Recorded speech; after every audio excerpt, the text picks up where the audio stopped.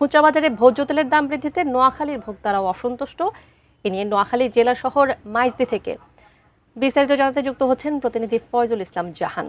জাহান, খুলনার নোয়াখালীর কি অবস্থা আমাদের একটু জানাবেন? সেখানে ভোজ্য তেলের দাম কেন বৃদ্ধি পেল, প্রশাসন কি বলছে, জনগণ বা সাধারণ ক্রেতা যারা আছে তাদের মধ্যে কি প্রভাবটা পড়েছে একটু শুনবো। তানিয়া, আপনি যেমনটি বলছিলেন, নোয়াখালীতে এই যে সরকার ঘোষিত যে গতকাল সোমবার থেকে এই ভোজ্য তেলের যে দাম বৃদ্ধি পেয়েছে, এর মধ্যে আমি এখানে সকালে নোয়াখালী জেলা শহর মাইজদির প্রধান যে বাজার পৌর বাজারে আমি ক্রেতা এবং বিক্রেতার সাথে কথা বলেছি। এর মধ্যে ক্রেতারা অসন্তুষ্টি প্রকাশ করেছেন। তাদের কথা হচ্ছে যে হঠাৎ করে তেলের দাম বৃদ্ধি পেল কেন। আর তাদের কথা হচ্ছে যে তাদের এই যে তেলের বাজারের যে দামটা বৃদ্ধি পেয়েছে, এই প্রভাবটা কয়েকদিন পরে মারাত্মক আকার ধারণ করবে।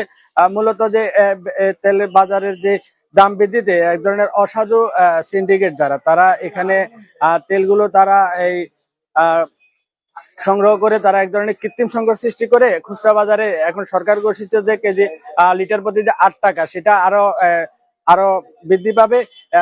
সে প্রভাবটা কয়েকদিন সপ্তাহখানিকের মধ্যে বাজারে পড়বে। তো আমি এখানে একজন বিক্রেতার সাথে কথা বলেছি।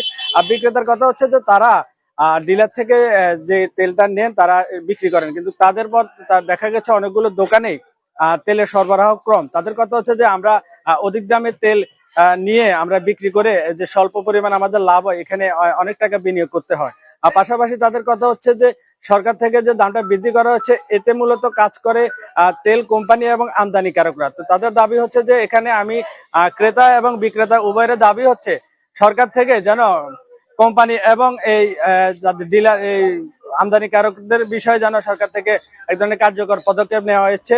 নোয়াখালী থেকে ভোজ্য তেল বৃদ্ধি নিয়ে আমার কাছে সর্বশেষ স্থান।